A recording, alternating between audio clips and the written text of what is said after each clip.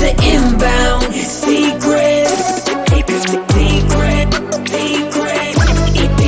My name is Bryce, and I'm your host for The Inbound Secret, where we're talking with top performers and health experts and sales badasses alike about their strategies to optimize their well-being and performance. Once again, this is The Inbound Secret, and let's get rocking and rolling. This is the inbound. This is the inbound. This is the inbound. The inbound.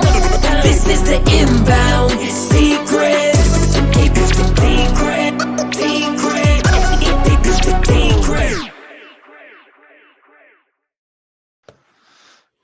Welcome back to another episode of The Inbound Secret. This is your host, Bryce, and I've got a very special guest today who looks like his kid just threw something at him. We've got Chris Baden here on the other line. Chris, give yourself an introduction. Yeah, hey, how's it going, everybody? I'm very much an entrepreneur. I am very much a father, a recent father of 3 now. So I have 2 boys, 2 and 4, and we just had our first baby girl who's now 2 months old. Well, congratulations. I know everybody listening is wishing you the same. I've got to ask, what just got thrown at you? I'm not even sure. It's some type of cardboard-ish token thing. I don't know. It doesn't feel good, but you know, being a parent, I get kicked and punched and way more than I thought I was going to in this gig, but playing. So I guess it's anyway. Yeah, man. No, makes sense. I have to apologize to you and everybody listening if I sound a little coarse or anybody watching sees me kind of fidget around, put a cough drop or something in. I still have residual bronchitis from COVID-19, so just bear with me. We'll get through it. Overall, I'm still here. Chris, I sounded better on your show than I sound on my show. Yes, ma'am. Thanks again for coming out. Absolutely.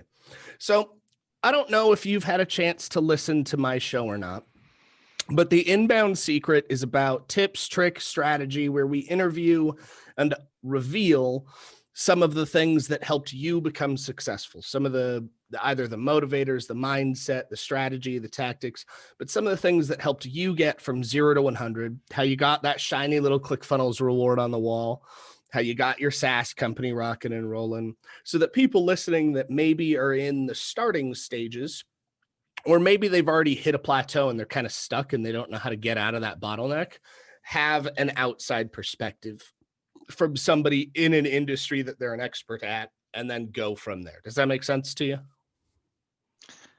Oh, there you are. I lost you for a second. Where'd you go? I'm not sure. Looks like it just cut out. Interesting. Did you hear everything? I heard you started to talk about the show. Okay, perfect. Well, for those of you who had a little mishap here on the audio or the video and audio, I was just running through Chris.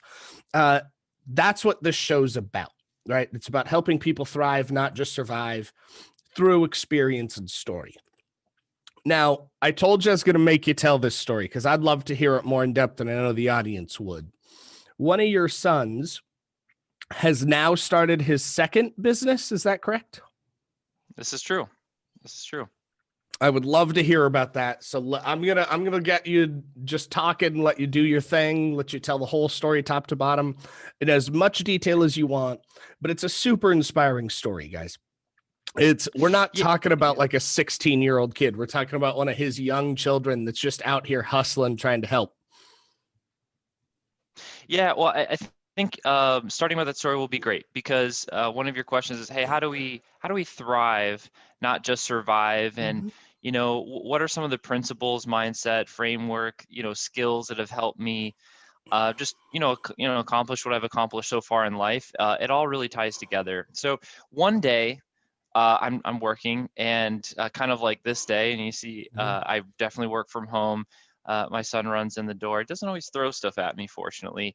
But this particular day, he's like, Dad, he's so excited. It's like he has this new revelation. And I was like, Emmett, what's going on? And he's like, I want a toy. I was like, oh, okay, well, that's great. He's like, can we get one? I said, absolutely, we can get one. Can we go now, Dad? I said, sure. But if we're going to do that, we need money. And he's like, he kind of looks at me, a little confused. He's like, well, how do I get money? I said, oh, well, you just solve problems for people and then they give you money. He's like, okay, well, how do I solve problems for people? And at that particular moment, I was like, okay, I thought I was going a good direction, but I have no idea. How do I help a 3-year-old? He's 4 now. At the time, this is about a year ago. He was 3, and I was like, how do I help a 3-year-old solve problems for people? So, I was thinking about it throughout the day. Later that day, we needed to run some errands, and we couldn't find our keys for the life of us. And just the random thought went through my head. I was like, man, if we had a massive keychain, then we would not lose our keys. And then it kind of hit me. I was like, hey, Emmett, we could make big keychains for other people so that, excuse me, so they also won't lose their keys. And so he looked at me, he's like, yeah, let's do it. So we had to abandon going on the errand, and we immediately had to start making keychains. And my wife's like, she brings the color to my world and other people's world. She's really creative, and she's got like, feathers and beads and leather making kit stuff. And so we're like, we'll make a big leather keychain. So she helps him cut it out. And he's like putting the ring on, and he's painting. I have pictures of all this stuff, but so he's like painting it, and he makes this big leather keychain. So it was like, great, we got something. We can go, find people now that have this problem. And so I was like, okay, well, I guess this is really happening. We're gonna need a pitch, because I'm not gonna go sell the keychain. He has to go sell the keychain. Mm-hmm. So he needs a pitch. So all right. So we talk back and forth for a while and kind of whittle it down. And we basically get to, hi, my name's Emmett, and I help people not lose their keys. And then he shows them the keychain. That's it. Short and sweet. Short and sweet. I think, there's a lot of different takeaways, and that's not the whole story. But there's like takeaways as we go through the story that really impacted me quite a bit. This one being, I really forgot how simple and fun business can be. Mm-hmm. It's just solving a problem for somebody. And it wasn't a perfect keychain. I'm not one of those parents that was like, this is a modern day Picasso. Genuine handcrafted leather. Look at the artistry on this thing, Bryce. No, it looked like a 3-year-old scribbled some paint, on a keychain. But for all of us, it's not about always making a perfect product, but it is about making a product or service that does solve the problem. And it did effectively do that. Well, and I love the fact that you just said that, because I've found myself, and I'm sure you found yourself in this situation before, and many of our listeners, analysis paralysis, right? Like you want to perfect whatever it is that you're building, and especially in software. You've done some big things in software. I'm still fine-tuning some software that I built like 3 years ago that I've been using. Okay, it's not like it doesn't work. It's just not as pretty in places as I'd like it to be, so I keep tweaking it. But every time I do that, it's like a 1 month or a 2 month or a 4 month delay. And I've come to the realization that I just need to get it out there, because it needs to help people, right? Like that's the whole purpose of it existing, was it solved a problem for me, and other people seem to have that same problem, right? But in regards to that, and my example, what helps you, or what has helped you, especially with that story? That's a beautiful segue into this. Your son's going to be slinging Lamborghinis when he's like 16, right? What helps you get past that analysis paralysis? What's that motivator? What's that thing that's like, what? It doesn't have to be perfect, but it solves the problem. It works. Let's get it out there. Yeah, I think one simple thought is, it's not your opinion that matters. It's the customers. If maybe we can relate it to any buying experience that we've all had. Mm-hmm. Have you ever gone somewhere to buy maybe some technology? You want to buy a TV, you want to buy a laptop, you want to buy furniture, just think of maybe the last big purchase you made. You want to buy a car. have you ever had a buying experience where someone's like, okay, well, this setting goes here and this is how, and it's just like, I just need to get a TV and I need to go home because dinner's going to start, in your mind, you're like just trying to move through the thing, and they're like all in the, that's where we get sometimes as sellers, as business owners, is we just get in our head. And so going through kind of this story and this experience through my then 3-year-old was really refreshing, because it's like, oh, wow, business is and should be just this simple. And so there Emmett was with his imperfect product, but completed product. And it wasn't garbage. It still solved the problem. That's key, right? And so now he had his pitch down, and it was time to go door to door. So he got in his wagon. And where do you take your 3-year-old, Bryce? Do you go to neighbors who know you? Do you go to other neighborhoods?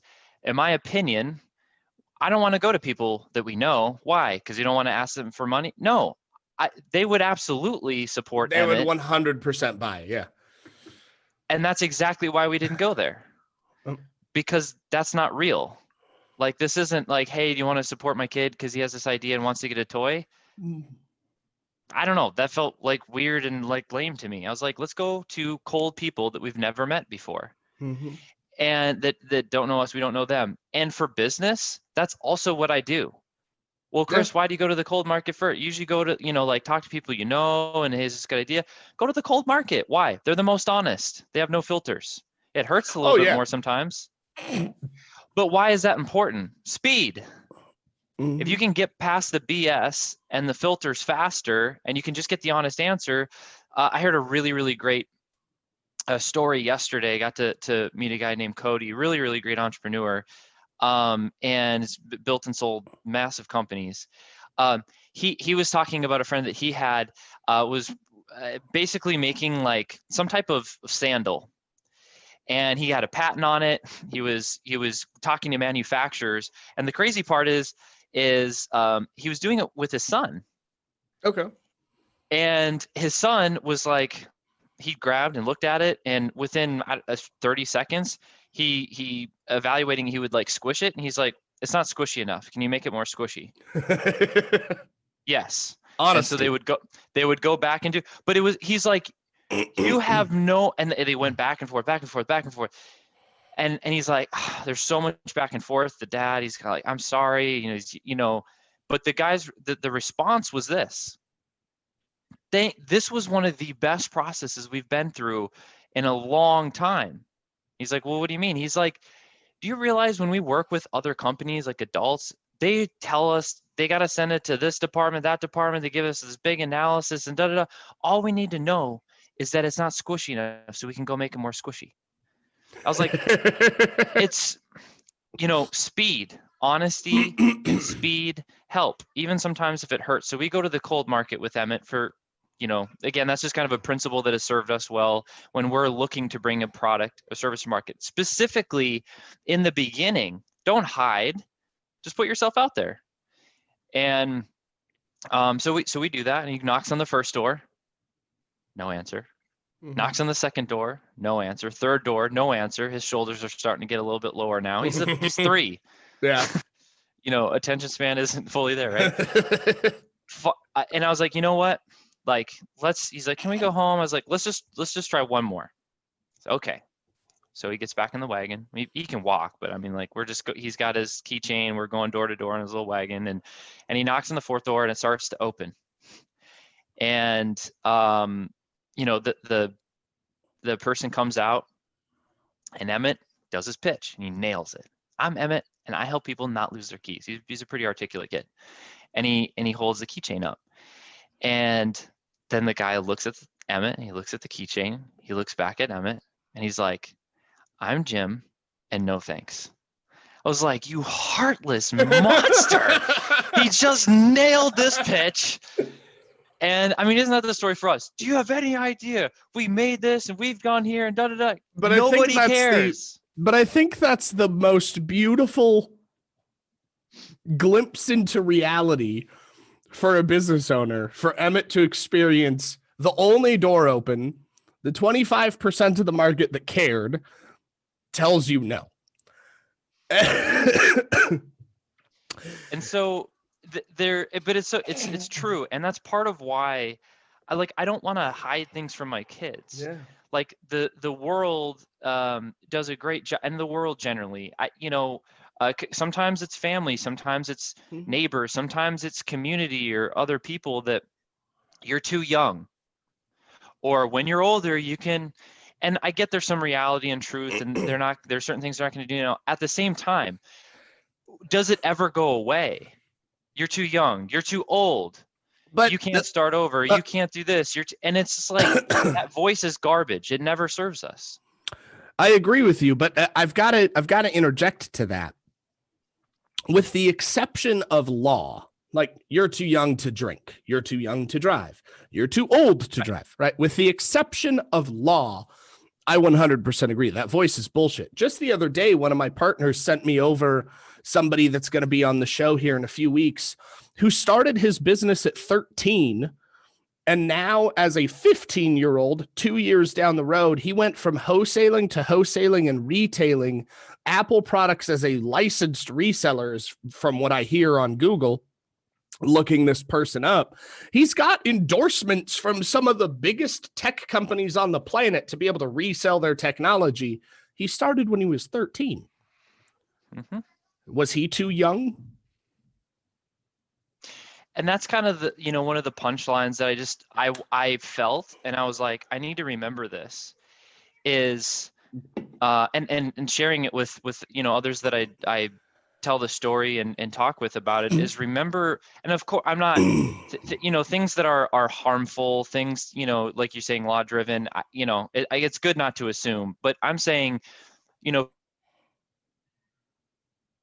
ill and serve other people into some capacity, there's always this element of self-doubt. Am I good enough? Do I have what it takes?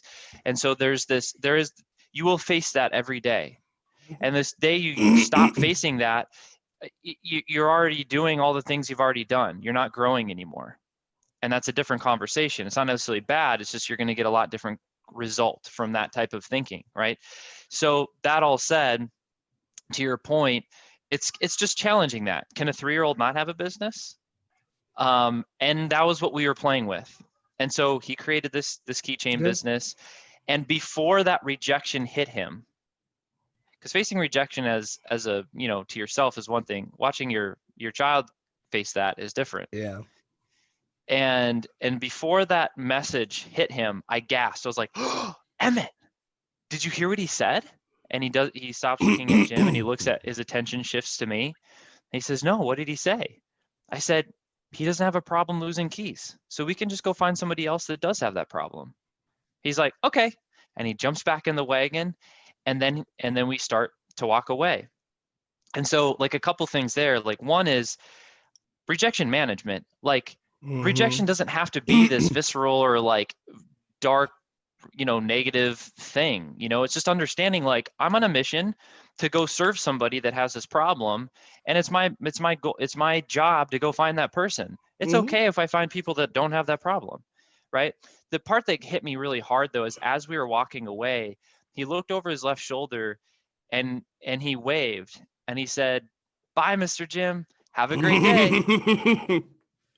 And he was happy. He was in this great place. And for all of us business owners, there's people that reject us, and they say oftentimes, sometimes really hurtful things, and oftentimes it's really not about us. Most of the time it's about them or their day or their perception of whatever that exchange was, and it's not necessarily even their fault either. How many people have just tried to hammer them or blow up their we're business owners. How many people have blown up your phone and it's the same person selling the same garbage in the same way, and you're like, this is so annoying, you're wasting my time.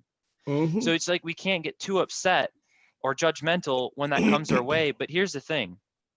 It's easy to love those that love you. But are you loving those that reject you? Because how you respond to that, speaks to more of like the integrity and the wholeness of how you're approaching your market and who you are as a leader, not just for your team, but also for your customers and prospects. Yeah. And it is harder. And loving those that reject you and loving those that reject your son is a different feel.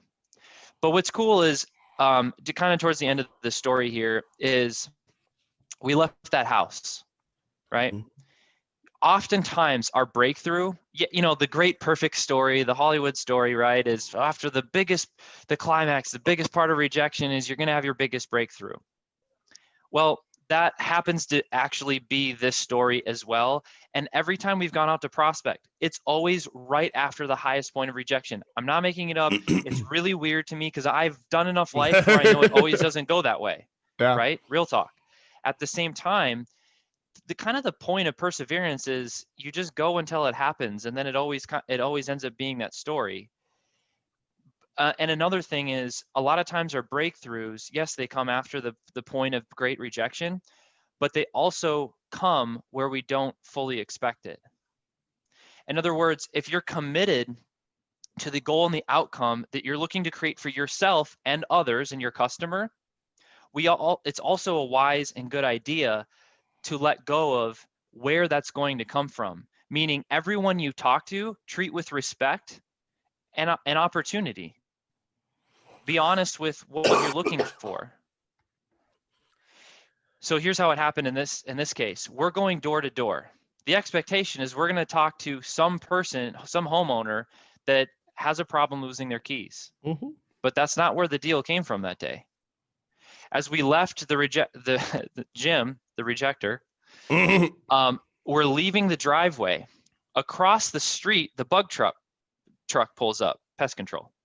Okay. And as the person's getting out of the truck, we're exiting the driveway across the street, like we're walking right towards each other, right? I mean, he's getting out of the car. So we kind of look at each other. I'm like, well, I guess we're going to go over there and have a conversation. So we walk up to him. Emmett says, "Hi, I'm Emmett, and I help people not lose their keys." He shows him the keychain. He just got out of his car. He's got keys in his hand. So he looks at the kid, Emmett, and then he looks at his keys, and he says, "How much?" And Emmett says, "There'll be $3, please." And he said, "Why not?" So he pulls $3 out, and he hands $3 to Emmett, and Emmett hands him the keychain. And he said, and he says, "Thanks." And he got a sale. Yeah. And so we repeated this process, and I was like, "Oh, thank God. Like it actually happened." This kid was driving the whole, I'm the entrepreneurial, dad, and I'm the one, hey, you got to solve problem. I know I'm facilitating and leading a couple things, but I also have other kids, well, my third is like really, really young, but my other one is driven a little bit different. My oldest, Emmett, he is driving this. He's like, yeah, I want to do it. Can we go? I want to get in the wagon. I have another keychain, Dad. He's asking me to do these things. It's really weird. And anyway, so we don't do it every week. We don't do it every month. We just do it as it comes and goes. I want it to be simple. I want it to be Is it any time that he wants a new toy?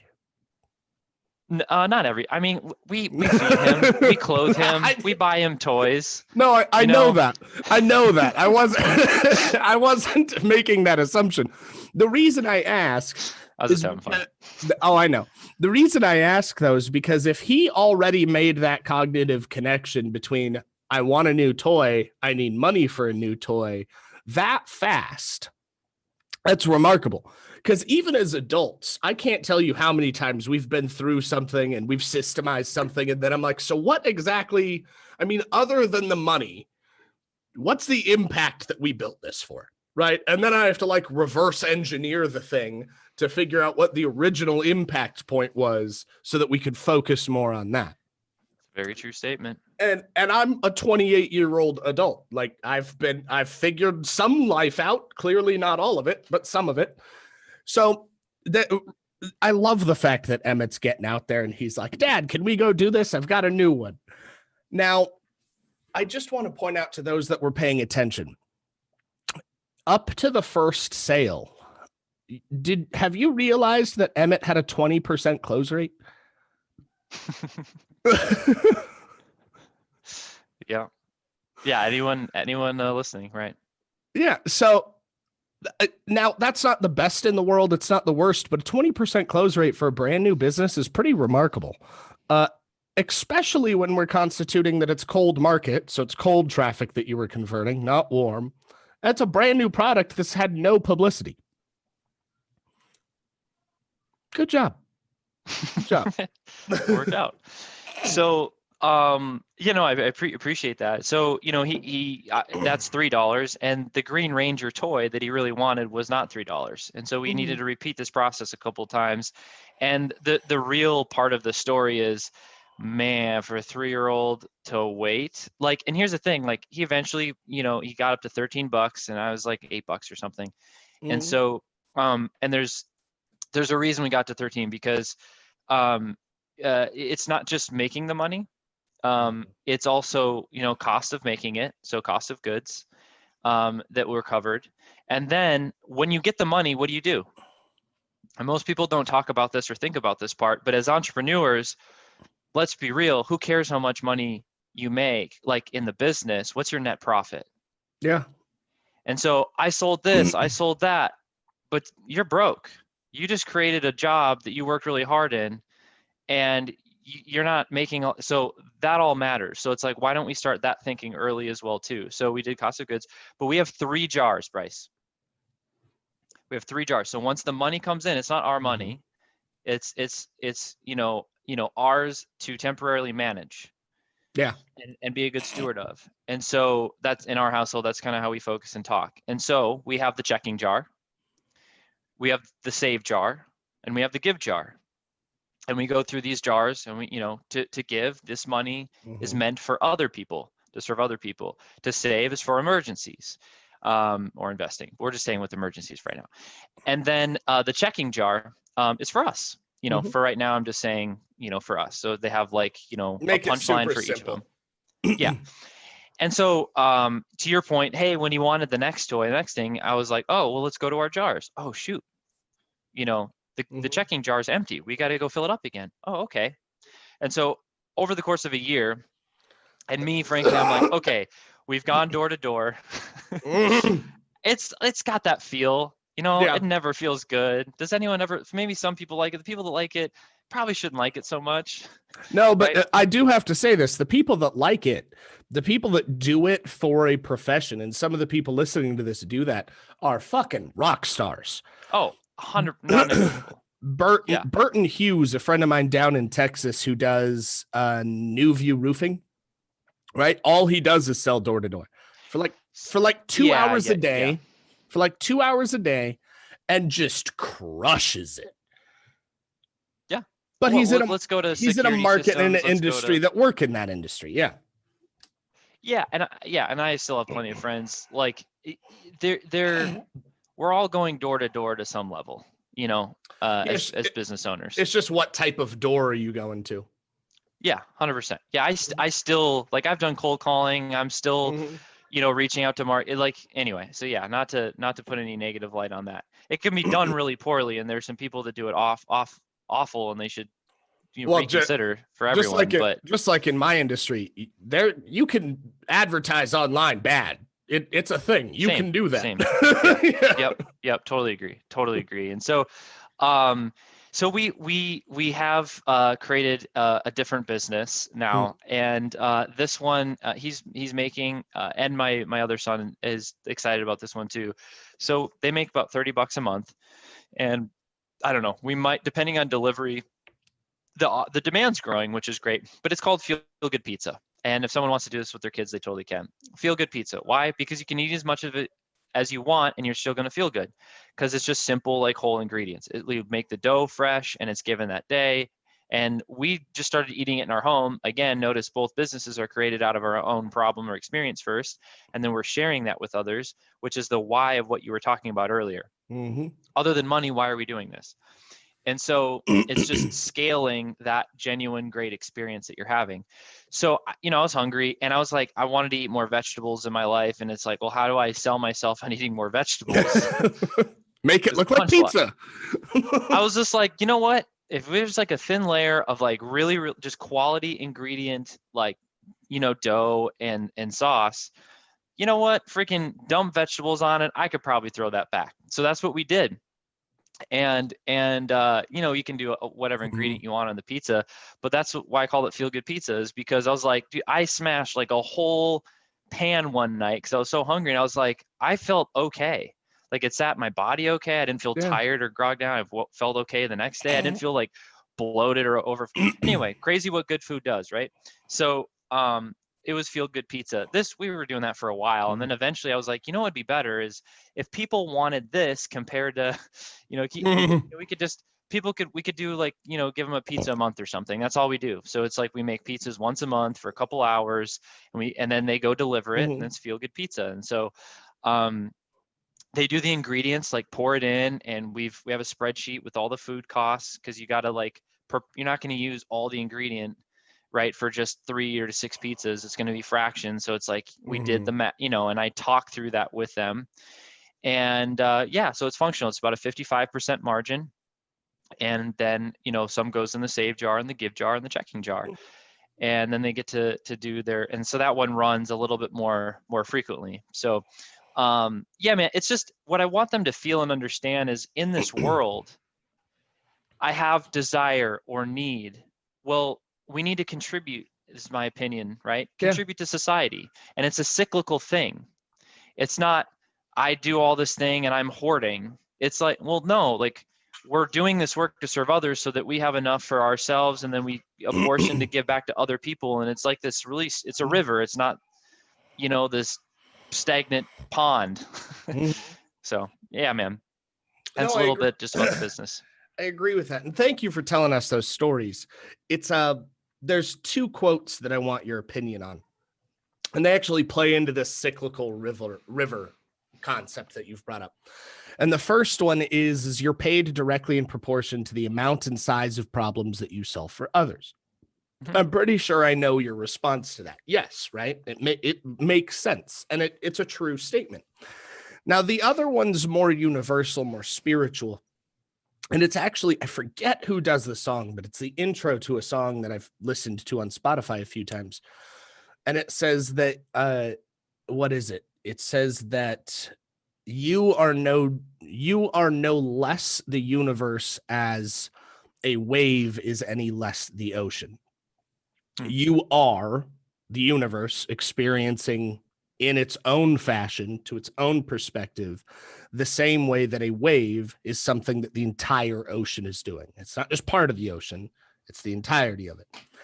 And the reason I want to bring this philosophical topic up is specifically because you and me align very closely on one thing: impact in a holistic goal. Contribution is what allows us to solve problems for other people. It's what allows us to be able to build businesses, have freedom, help others do the same. And it's what allows, really, in my opinion, society to function. Because if everybody was Scrooge McDuck, like we've seen the Christmas Story, we know how that goes, right? It's one of those things that I think is both a beautiful thing that I've seen change year over year over year. Because if you look at business 50 years ago, right, there wasn't a ton of impact-based corporations. There was profit-centric, basically ATMs, and then charities. That was basically it. And now in today's world, people like you, our companies, our other guests on the show, hundreds of companies, institutions, businesses, and entrepreneurs have come out here and like, no, those don't have to be different. We're a for-purpose company. We have a holistic reason for doing this. So with you've done SAAS, you've done coaching, you hop on and you do a ton of content. Tell me, and more importantly, tell the listeners that are having a hard time narrowing down their why. What helped you find yours? You know, what's coming to mind immediately, without thinking too hard on the why, is what helps keep a lot of because it's really valuable, but I feel like when we search the answer of what it is, we put a lot of pressure on it, and then it becomes kind of forced and manufactured, and it doesn't, you know, feel like this free flowing thing, which it in my opinion, it really should be. It should be a natural, you know, outpouring of, you know, an experience that you had that you're sharing with somebody. It's really just that simple, and it's respecting that it's that simple. My point is this: is what is it now? You know, it doesn't, it's not like this big, deep thing, an answer that you're going to find. It's like, well, what is it today? And just trust that and follow that. And so for example, like with Feel Good Pizza, it's like, man, you know what? Man, we do Feel Good Fridays, Feel Good Pizza every Friday, and we're gonna have some friends over tonight, and we'll have some more Feel Good Pizza. And so it's like, it's a good experience that we enjoyed, and it's just as simple as sharing that with more people. So Yeah. I would say just reset. When no one's looking, and when there's not much pressure, there's not much thought, it's not really a deep thing. It's just a really simple, usually experience-based thing. And what's great is business is just the systematic way of delivering a product or service to somebody else. It's the science, right? But what's created from the heart is felt by the heart. And the art part of business is just that. It's just the genuine experiences. For example, there's a really great story with this lady, I forget her name, but basically her business was snow cones.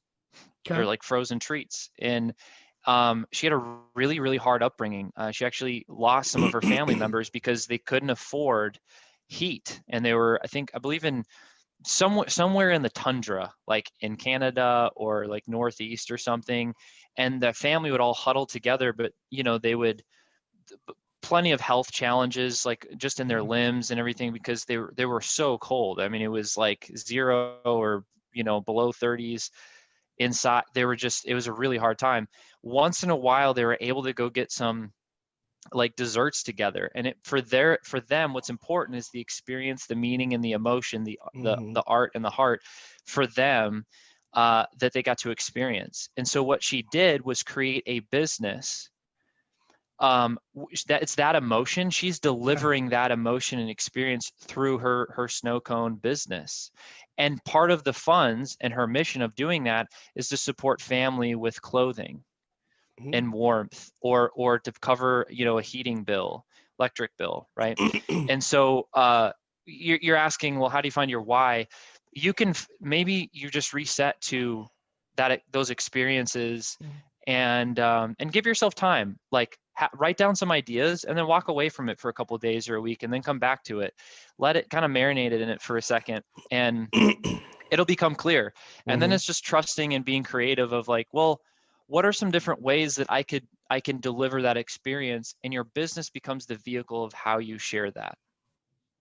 Yeah. I mean, that's artfully said, but I love the fact that you said give yourself some time, right? Reset to the emotion and the experience. Me and a partner were just talking last night about doing I'm excited about it, but it's really kind of hard to explain. So it's a coaching program, right? But it's free for youth, has a scholarship program for anybody that wants to sponsor somebody. And it has a holistic charity that goes to youth centers that help them get clothing, school supplies, education, and really cultivate and create a lifestyle and a life that they're looking for. And we're going to make nothing on it. It's not about profit to us. But that why, wanting to be part of something that is completely holistically driven to change the lives of America and the world's youth, to help them set up for success, to help them create businesses before they're 18, to make profitable changes, to help them be the first millionaires in their life. That wasn't a why that I had 3 years ago. It's a why I have now, but it wasn't one that I had previously. But there's an emotion and an experience tied to that. I basically abused my education system. I didn't take advantage of it at all throughout my life. Didn't know what I wanted to do or how I wanted to go. And I put myself into a situation where I grew up very hard, for the lack of a better word, because of the experiences I chose to live. And because of those experiences, and it's not something I'd recommend that the youth do, it was not the best way for me to grow up. I don't care how rebellious you want to be. It's more than likely a bad decision. I've lived through it. I want to make sure that the youth, especially youth that don't come from affluency, have the same resources and capability that anybody else can, right? I want it to be a universal truth that if you have the desire to do something, regardless of what that something is, you have resources for it. And that's why we're creating this. But it's not something that I have ever thought about. So the fact that you mentioned give it time, I think is an important measure here, because it shouldn't be forced. It shouldn't be like you're cramming for a fourth quarter exam in high school, right? It should be a natural evolution. So we've got to wrap up here. It's been a pleasure having you on today, but I want to ask two favors of you. Favor number one, what's some gold nuggets, some pixie dust that you can sprinkle on the end of the show that you think is going to make the biggest impact for the listeners?